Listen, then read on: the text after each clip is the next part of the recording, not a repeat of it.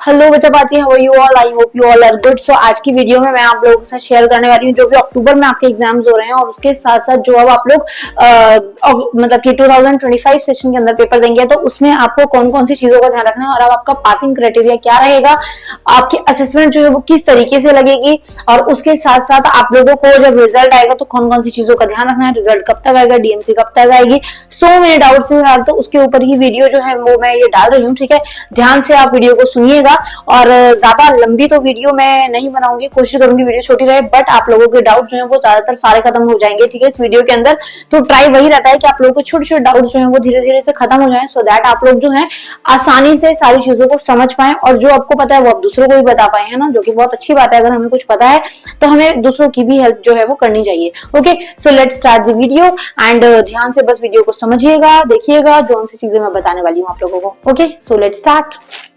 के marks ma'am किस तरीके से असेसमेंट के नंबर लगेंगे, हम 10th क्लास के अंदर है, हम 12th क्लास के अंदर है, हम ओपन बोर्ड के हैं, हम रेगुलर स्टूडेंट हैं और कहीं ना कहीं हम लोग जो है वो कंपार्टमेंट दे रखी है हम लोगों ने एक बार और हम दोबारा से पेपर दे रहे हैं, तो उस कंडीशन में हमारे जो असेसमेंट के मार्क्स हैं वो कैसे लगेंगे। तो यहाँ पर आप लोगों को डाउट आता है, आई नो दैट, तो आप लोगों को ध्यान से समझिएगा जो मैं बताने वाली हूँ। ठीक है, सबसे पहली चीज आपके असेसमेंट के मार्क्स ना बचा, अगर आप पहली बार पेपर दे रहे हैं, रेगुलर स्टूडेंट हैं, ठीक है, आप लोग ना कुछ मतलब अलग अलग क्राइटेरिया के अंदर जो है डिवाइड रहते हैं। कौन कौन से?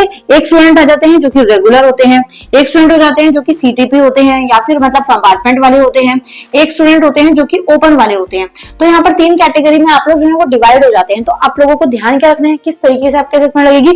जो भी है रेगुलर वाले स्टूडेंट, उनकी जो असेसमेंट होती है वो तो न्यू होती है ना, उनकी असेसमेंट जो है वो फर्स्ट टाइम लग रही है, तो वो आप लोगों के टीचर्स लगाते हैं और वो उनके हाथ में है, वो आपकी असेसमेंट वो अपने हिसाब से लगाएंगे। ठीक है, उसके बाद सीटीपी और कंपार्टमेंट वाले स्टूडेंट, ये वाले बच्चे जो होते हैं इनकी एक बार असेसमेंट लगी हुई होती है, ये रेगुलर होते हैं। ठीक है, तो इनकी असेसमेंट एक बार स्कूल में ऑलरेडी लगी है तो वही सेम असेसमेंट जो है वो कैरी फॉरवर्ड हो जाती है, दोबारा से असेसमेंट नहीं लगाई जाती। ठीक है, उसके बाद में ओपन वाले स्टूडेंट, ओपन वालों को ध्यान ये रखना होता है कि उनकी असेसमेंट बोर्ड के द्वारा लगाई जाती है और उनका कोई एक क्राइटेरिया नहीं होता किस बेस पर लगाएं।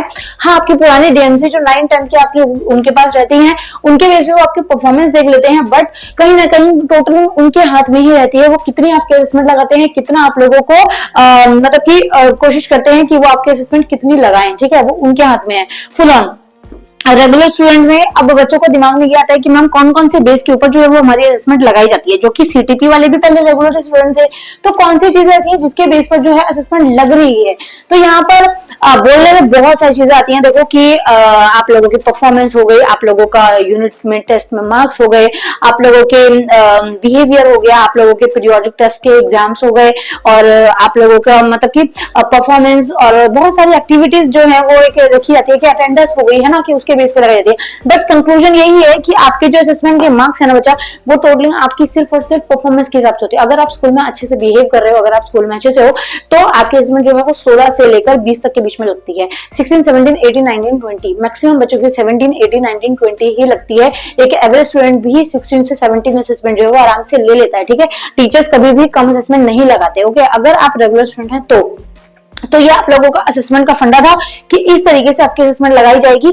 और जो अभी सीटीपी का पेपर दे रहे हैं, मींस जो भी कंपार्टमेंट का पेपर दे रहे हैं अक्टूबर वाले, उनका पेपर के अंदर जो है आप लोगों की assessment same to same carry forward होगी। जो पिछली बार असेसमेंट थी ना आपके फेलिंग वाली डीएमसी अगर आ रही है आपके पास, तो वही सेम असेसमेंट आप लोगों को देखने के लिए मिलेगी। ठीक है, तो ये रही आपकी असेसमेंट की झलक। अब एक और चीज इसके अंदर आ जाती है, मतलब सेकंड पॉइंट जो मोस्ट इंपॉर्टेंट जो मैं आप लोगों को बताने वाली हूँ। ओके, सेकंड मोस्ट इंपॉर्टेंट चीज आ जाती है वो आप लोगों का रिजल्ट। अब रिजल्ट के अंदर जो है वो मोस्ट इंपॉर्टेंट चीज आती है कितनी देर में आएगा। तो मिनिमम 1 मंथ, मैक्सिमम 2.5 मंथ का टाइम होता है आप लोगों का रिजल्ट आने के लिए। ठीक है, इतना ज्यादा टाइम जो है वो बोर्ड लेता ही है आप लोगों के शीट्स को चेक करने के लिए। ठीक है ना, और पहले जिसकी एग्जाम खत्म है पहले उनकी चेकिंग स्टार्ट होती है, बाद में दूसरे वालों की, तो इसलिए कुछ दिनों का गैप रहता है। ठीक है, 1-2 दिन भी बोल सकते हैं और एक हफ्ता भी बोल सकते हैं, गैप रहता है 10th और 12th वालों के। ठीक है, जैसे पिछली बार भी ऐसे ही हुआ था, 10th वालों का आया था फिर 12th वालों का आया था, और सीबीएसई में भी ऐसे रहता है, पहले जिसके पेपर खत्म उनका रिजल्ट पहले फिर बाकी उनका बाद में आ जाता है। ओके, तो इस तरीके से 1 महीने का टाइम जो है वो आप लोगों को दिया जाता है कि हाँ 1-1.5 महीने के अंदर रिजल्ट आ जाता है। ओके, बट रिजल्ट आने के बाद जो है वो कुछ चीजें जो है वो सामने आती हैं, जैसे कि एक तो रीचेकिंग चीज जो है हमें देखने के लिए मिलती है, एक रीवैल्यूएशन। अब ये आधे बच्चों को जो है वो पता ही नहीं होगा कि ये होता क्या है।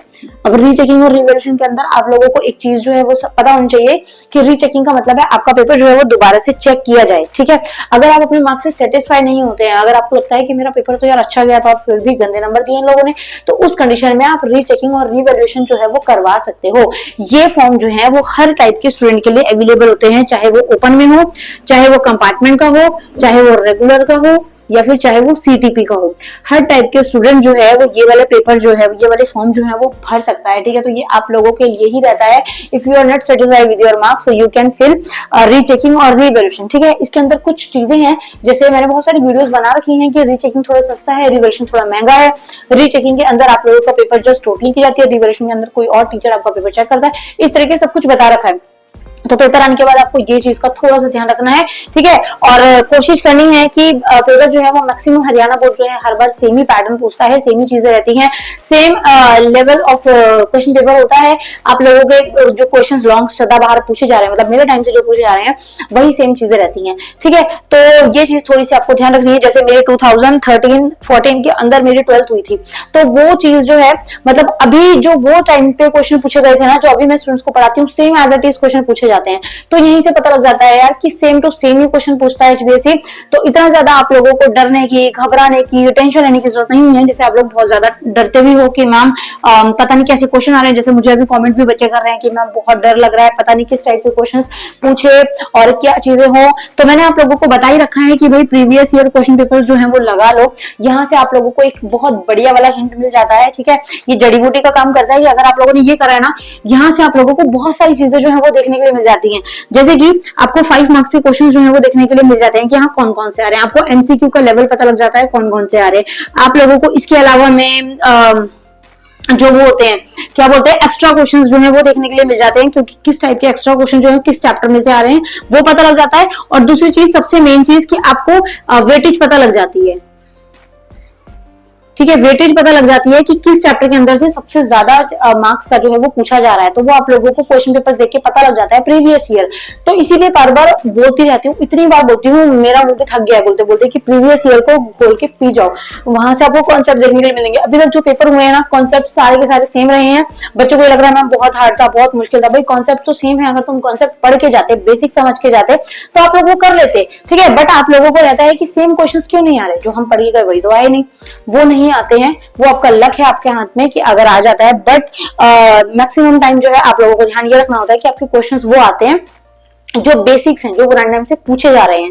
ओके, तो कॉन्सेप्ट सारा का सारा सेम ही आता है और अभी भी हमेशा सेम ही आ रहा है। तो वो आप लोगों को थोड़ा सा ध्यान रखना है बस, और कोशिश करनी है कि अच्छे से पेपर दे दो, ठीक है। बाकी और कोई इसके अलावा में डाउट्स रहेंगे या फिर अब कुछ देखते हैं, आप लोगों का पेपर हो जाए उसके बाद कुछ स्टार्ट करते हैं, ठीक है। सी यू नेक्स्ट वीडियो। और कोई डाउट आता है तो इंस्टाग्राम है, टेलीग्राम है, मैसेज कर सकते हैं, अपने डाउट्स पूछ सकते हैं, ठीक है बच्चा। Thank you so much, bye bye.